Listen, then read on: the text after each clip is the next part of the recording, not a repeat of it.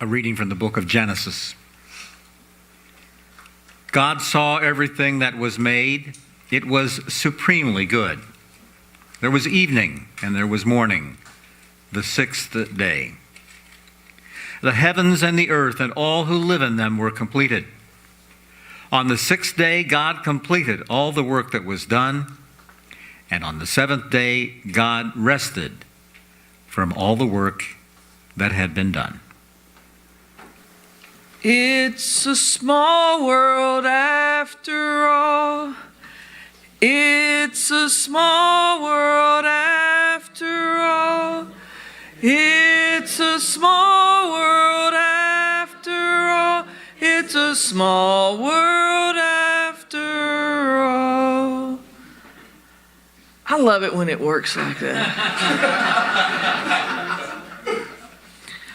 Tricia, the only sibling of my wife Brenda, lives in Seattle.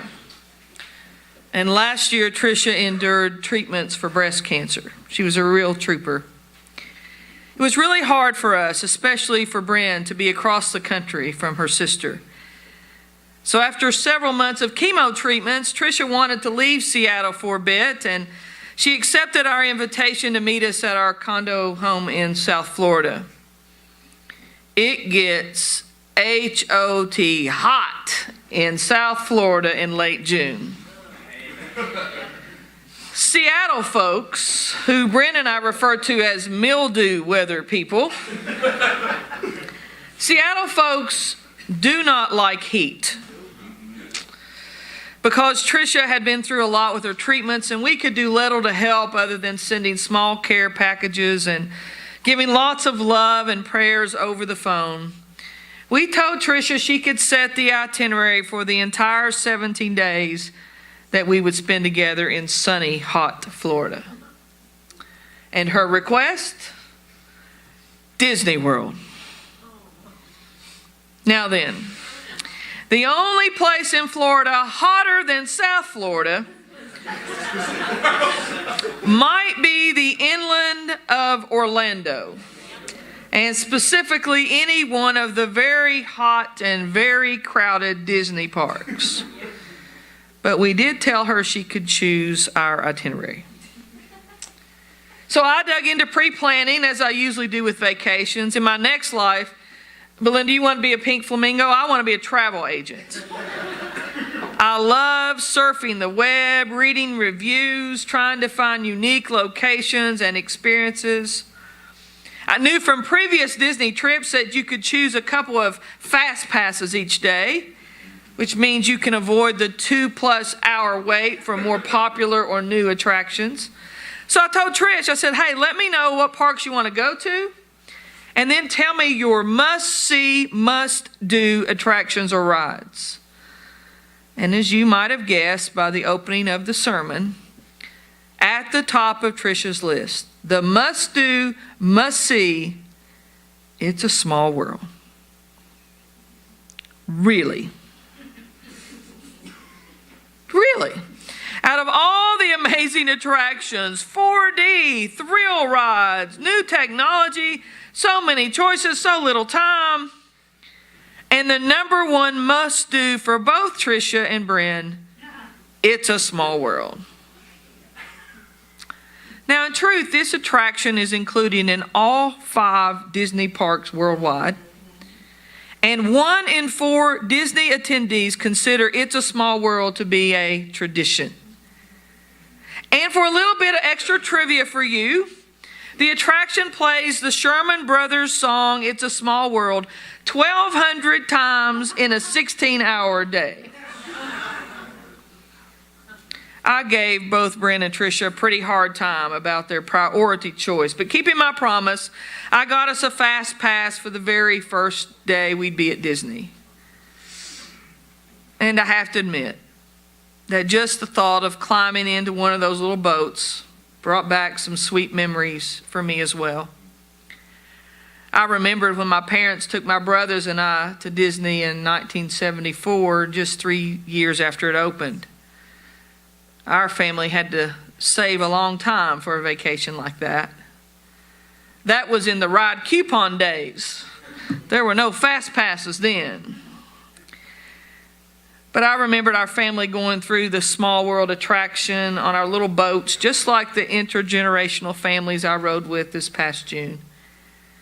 I also remembered when we took my oldest niece Jennifer there in 1982, and It's a Small World was a big hit with her, and I've been with others, and it's been a big hit. So as Tricia, Brenda, and I stood in line among strollers and lots of tired, crying kids and some impatient adults, the three of us in our late 50s climbed into the boat. As we entered the tunnel entrance, which would take us on a 15-minute escape from the reality of cranky kids, bored teenagers, and parents who couldn't complain because of the onlooking eyes of grandparents who said, "Look, I paid my dues with you." It was with this crowd that we entered the It's a Small World attraction. Old puppets, antiquated technology, the same scenes I had seen in 1974 and 1982 and again and again and again over the years. And of course, the same song. It's a small world after all. It's a small world after all. It's a small world after all. It's a small, small world. Ah, the world. What we know is that it's not a small world at all, is it? It's a big, messy world. It's a big world filled with complex issues which can overwhelm us. If we're honest, we get discouraged and frustrated with our own country, much less the world. And in fact, it's all many of us can do to try to keep our local and state governments in check as related to a myriad of societal issues we face. We shake our heads or our fists, and we wring our hands in total frustration about what's going on in our small world. Poverty,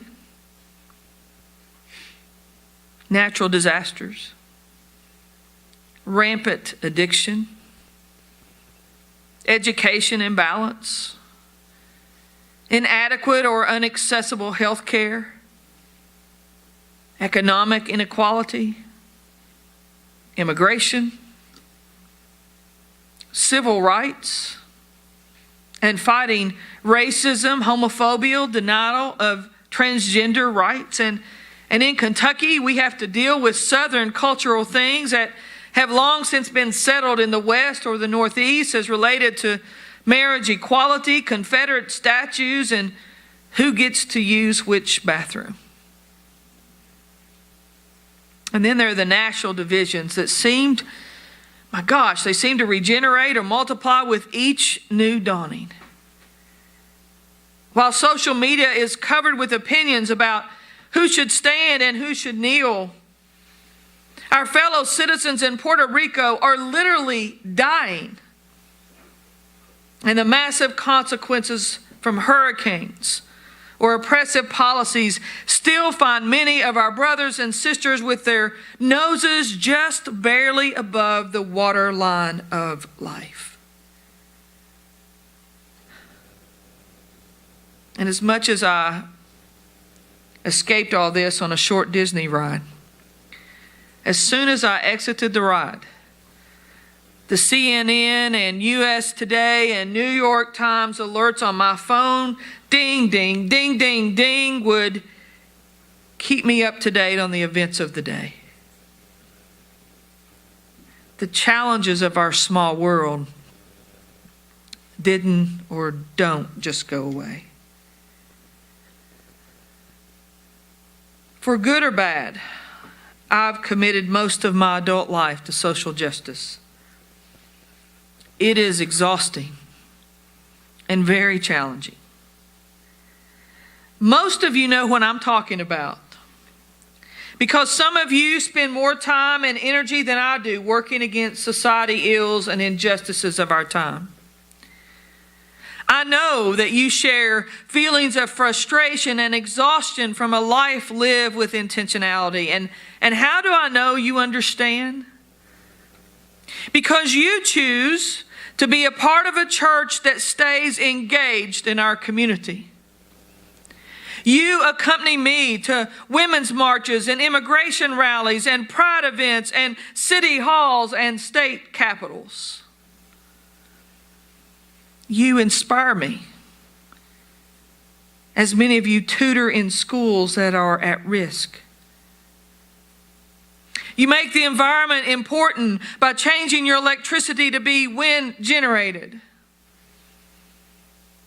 You come and you open yourselves to hear an interpretation of Scripture that challenges your thinking about what Jesus would really do with prevailing issues of our day, focused on racism and denial of civil rights and immigration and health care and elder needs and children needs and statue placement and bathroom access. Oh, friends, the world we're called to and the work we're called to do in that world is difficult. And I don't know about you, but I need a strength that is greater than me. And I need a wisdom that is much wiser than me. And I need reminders over and over again that all is not bad, that all is not lost. There is goodness. And we do well to remember that and to acknowledge the goodness where and in whom we find it. This morning's short scripture reading is found at the end of the first creation story. Yes, there are two of them. And the order of creating the world is completely different in each of those two stories of creation. That's another sermon. But one of the first things that I have kids do when they are beginning the confirmation process is to outline these two different stories. And as we dissect their differences, one thing we dwell a bit on is this one simple verse that ends the first chapter of the first book of the scripture that we hold on to for our learning and growing and directing. God saw all that God had made, and it was very good. That's a breath of God's fresh air to read, isn't it? God saw all that God had made, and it was very good. Yet, unfortunately, it doesn't take long for things to turn from good to troubling. Only chapter 2 of Genesis stands between good and trouble. In fact, as the second creation story concludes with creation being naked and unashamed, and that has to be a good thing, as soon as chapter 3 begins, troubles are coming quick. God's directions get ignored, putting in place that domino effect that follows us all the way through the last book of the Bible, Revelation. Now, friends, between Genesis and Revelation, there's a lot of stuff that happens. Some really troubling stories, some of which I still can't fathom how or why these gruesome stories made it into the Bible. And there's a host of troubled and flawed characters, especially true for our key characters in our faith stories. I mean, really, to be real and honest about it, stories of trouble, oppression, and downright negative things dominate the Bible.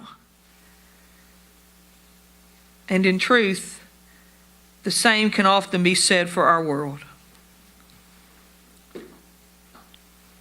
I see the overwhelming feelings on faces day in and day out.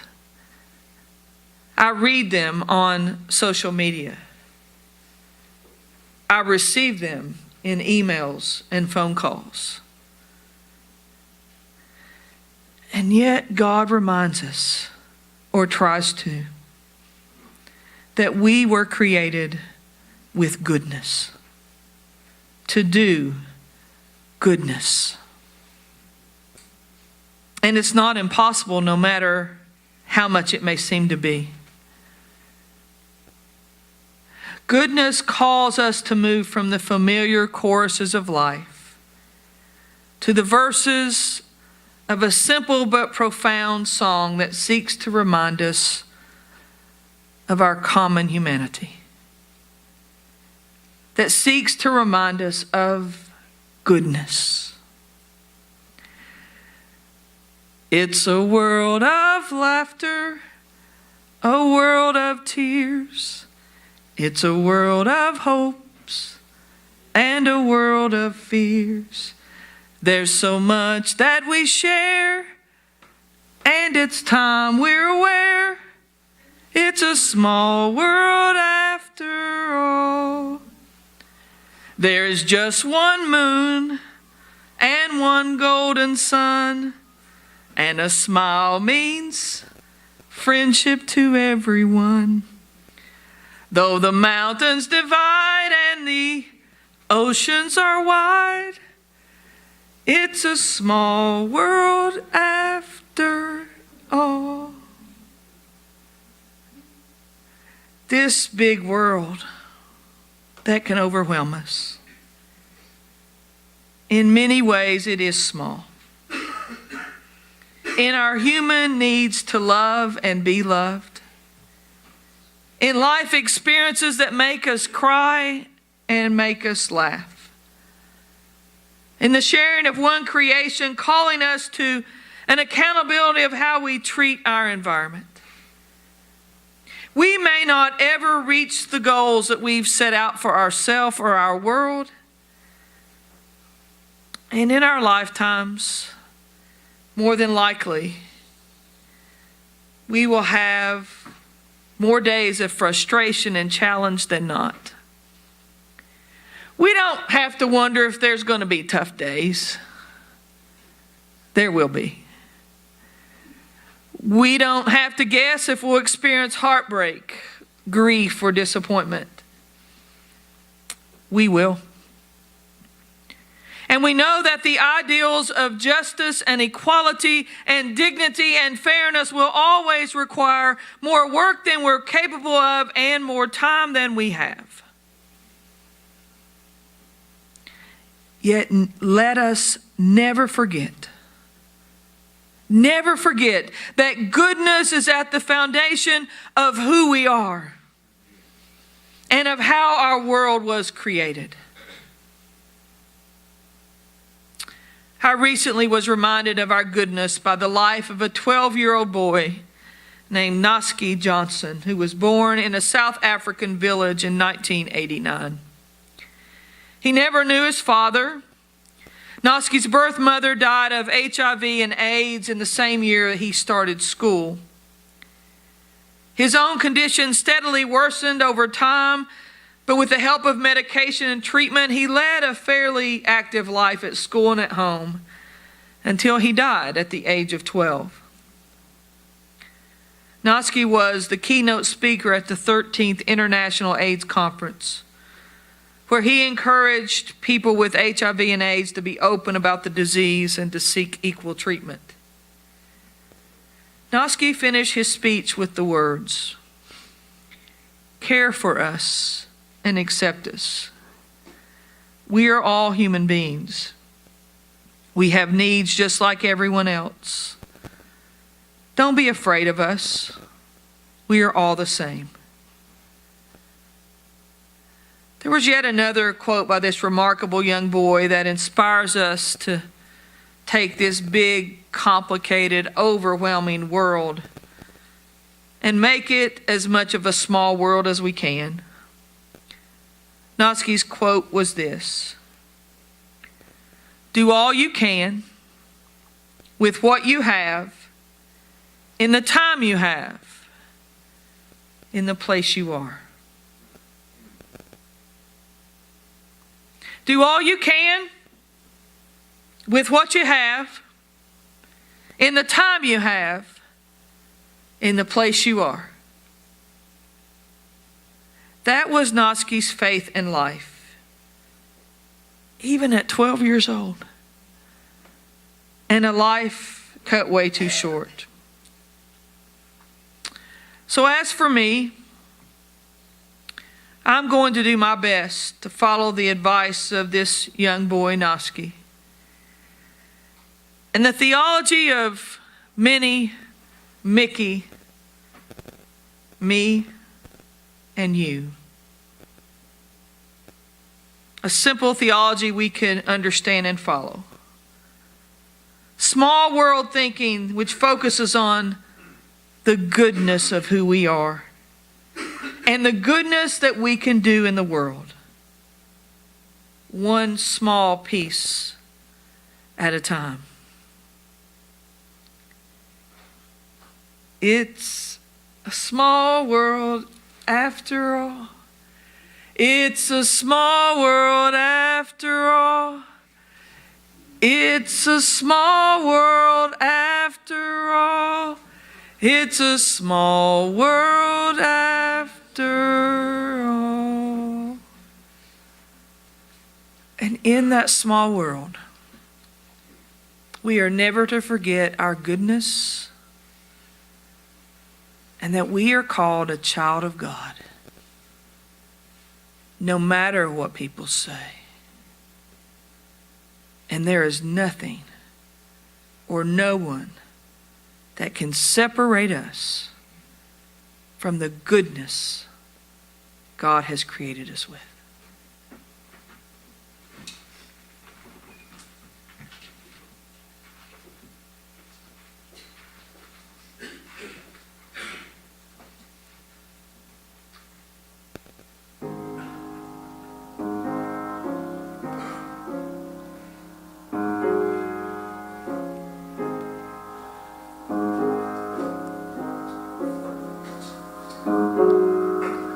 No matter what people say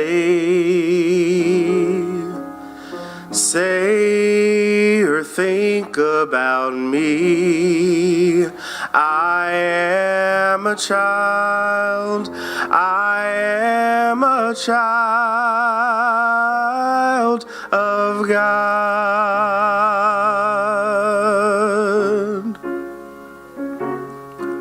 No matter what people say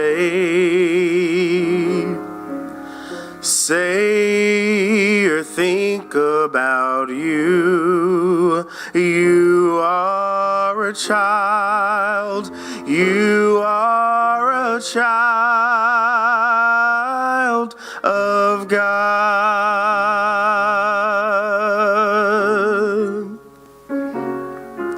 No matter what the church says, the world says or thinks about me, I am a child, I am a child of God.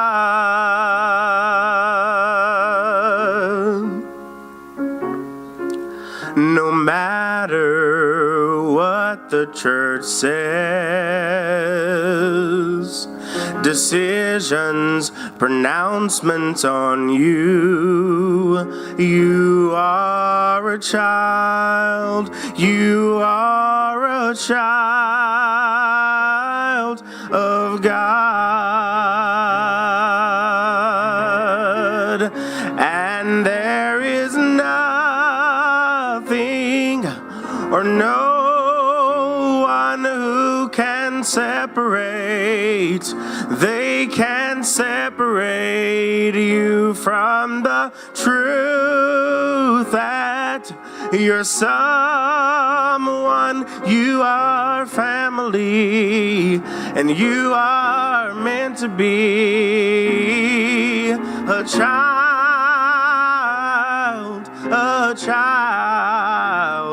of God.